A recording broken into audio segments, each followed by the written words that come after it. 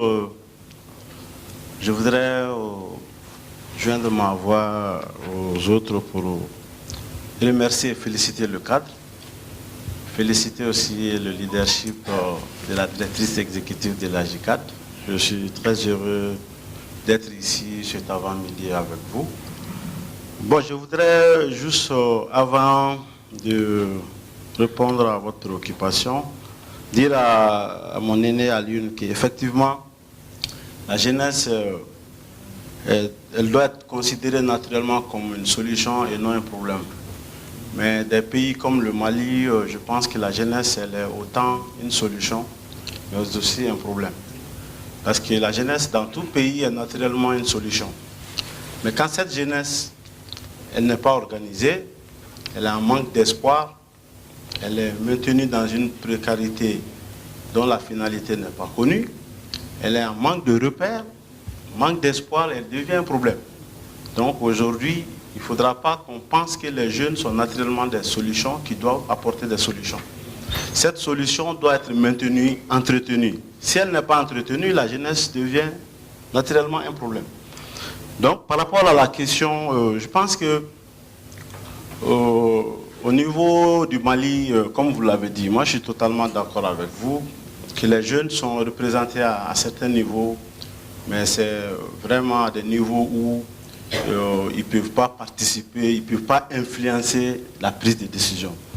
C'est-à-dire qu'il ne s'agit pas d'amener un jeune dans un gouvernement ou même faire un jeune Premier ministre quand il doit toujours réfléchir avec la tête du président de la République pour prendre une décision. Il ne faut pas avoir un jeune ministre quand il ne peut même pas faire un SMS au Premier ministre pour donner un avis. Il est là pour recevoir et exécuter. Donc, même au niveau des institutions, les jeunes qui sont là-bas, ils sont vraiment là, c'est des représentations de façade, quoi. Ils ne sont pas dans une position où on peut dire qu'ils peuvent vraiment taper sur la table.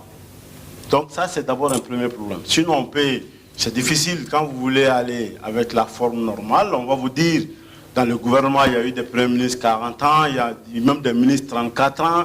Mais est-ce qu'il s'agit là de cette représentation dont nous voulons? Je pense que le problème des jeunes, il l'a dit, je suis d'accord que les jeunes doivent s'organiser.